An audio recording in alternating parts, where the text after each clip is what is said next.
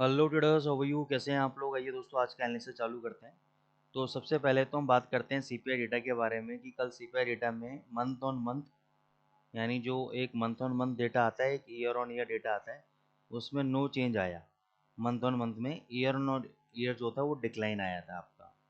हमने आपको बोला था कि सीपीआई डेटा इंक्रीज होकर आना चाहिए क्योंकि टैरिफ का जो इम्पैक्ट है वो इन्फ्लेशन डेटा के ऊपर पड़ना चाहिए, लेकिन वो नहीं हुआ जैसा हमने बोला था, उसमें नो चेंज आया। अब बेसिकली मार्केट गिरा क्यों? एक तो ईयर ऑन ईयर डिक्लाइन आया था आपका। दूसरा, जब पूरा बाजार एक्सपेक्ट कर रहा था कि सीपीआई डेटा ऊपर आना चाहिए, तो नो चेंज आ गया, तो ये नेगेटिव सेंटीमेंट डेवलप हुआ।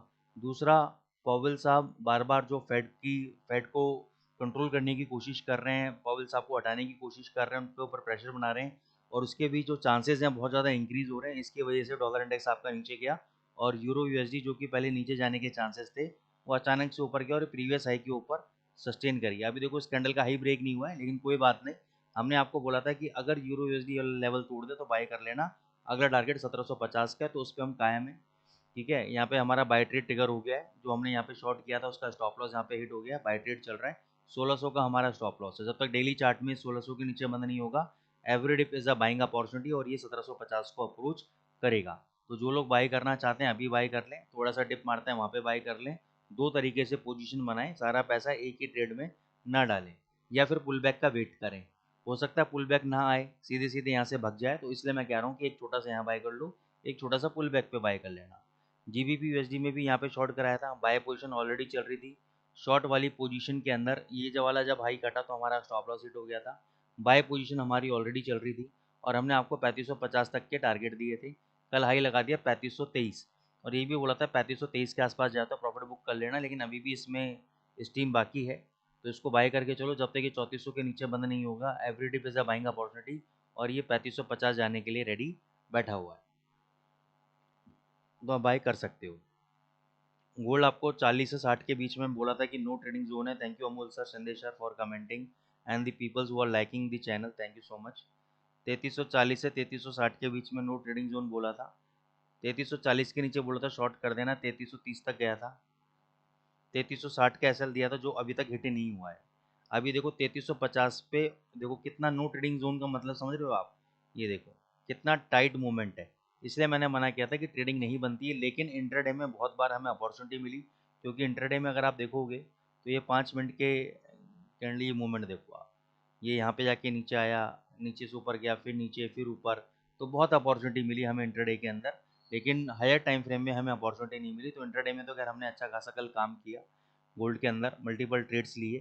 तो अगर आप हमारे मेंटरशिप प्रोग्राम में ज्वाइन होना चाहते हैं तो पहले तो हमारे फ्री टेलीग्राम में ज्वाइन हो जाइए।